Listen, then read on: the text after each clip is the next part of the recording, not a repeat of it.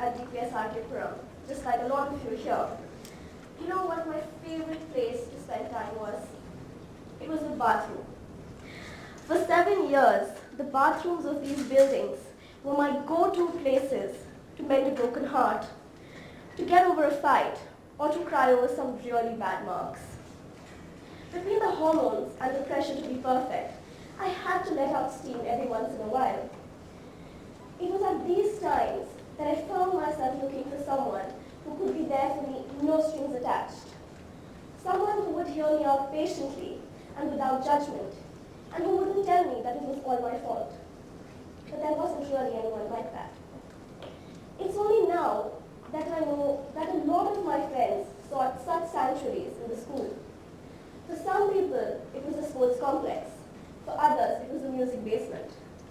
We all had problems, from relationship issues to parental complications, which we couldn't really share with the people around us. We all had our stories to tell. We just didn't know whom to tell them to. A lot of these things came back to me when I was studying psychology, and this time I came across something new. So in my final year, I interned under a psychologist at a hospital here in Delhi. My job was to sit in on the sessions and take notes. One of her patients was a 19-year-old girl who just finished her first year at college. Based on her interaction, I realized that this girl had been seeing the psychologist for quite some time. Now maybe you're thinking that this girl must have had a serious mental issue to have required such long therapy, right? So did I, and so I asked the psychologist. And she told me no. The only thing that that girl wanted from the psychologist was that 1 hour of uninterrupted, undivided attention in which she could talk freely about her problems, her joys and sorrows, so she could feel lighter and better and be strong enough to face the world all over again. It was then that it hit me, that in trying to keep up with this competitive and demanding world and being a grown-up about it, we're psychologically zapped. Sometimes our problems do get the better of us, and they make us feel like we just can't move forward. It's at these times that we need somebody to lean on the most.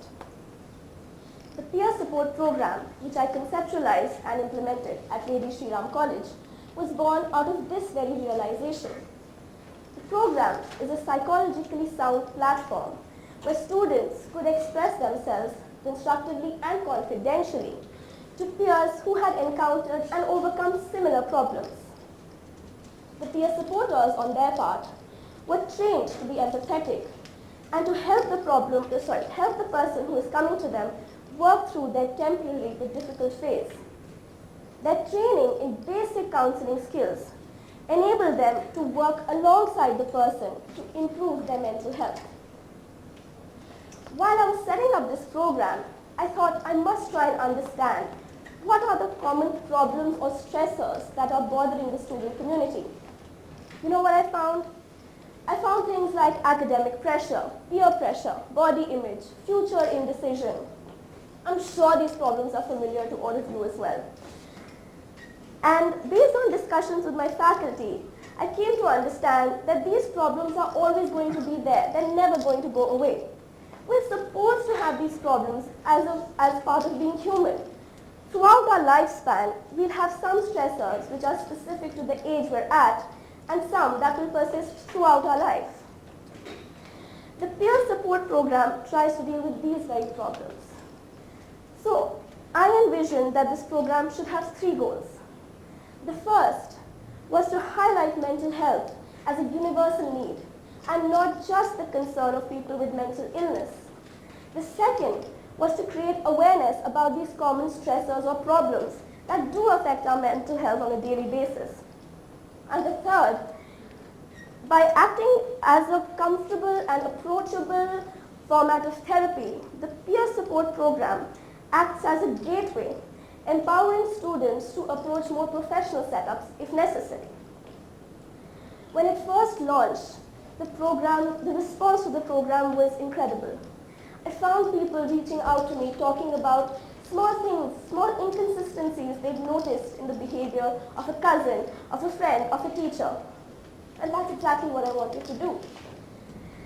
So, did it work? There's a developmental neurobiologist called Dr. Ron Dahl. He called adolescence a period of igniting passions. What that meant is that teenagers have the capability to craft positive trajectories into adulthood for themselves, and in the process reduce risk for mental disorders. And you know how they can do that? Again, research has shown that positive health interventions, when they are run for young people by other young people, they have a higher rate of success, and they also manage to benefit the people who are running the intervention. So, and I saw that for myself. When I was training the young peer supporters, I saw in them a change in their ability to be more empathetic, to have better interpersonal communication and create healthier relationships. This brings me to the first thing you can take away from my talk. Pay attention to the status of your mental health. Every heartbreak, every rejection, every failure is a psychological injury. And just as you would put a band-aid on a cut, you have to look out for these injuries as well. They're tricky though, because they don't bleed and you can't see them, but they'll hurt. So how do you look after them? And that's the second thing I'd like you all to think about. Psychological band-aids work a little differently. Talk to people about what you're going through. Don't be afraid to seek out people in your life who you think can help you.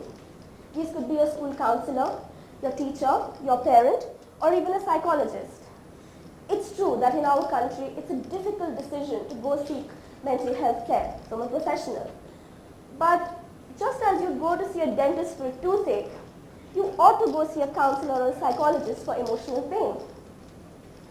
For me, the road ahead is long. I want to extend this program to other schools and colleges. But for you, the process can start right here, right now. If you choose to be empathetic, your ability to form relationships, your ability to maintain them, and to be more popular in your peer circle can improve. And who knows, maybe one day you'll walk into a bathroom somewhere and you'll be able to mend a broken heart and make a difference in someone's life. Thank you.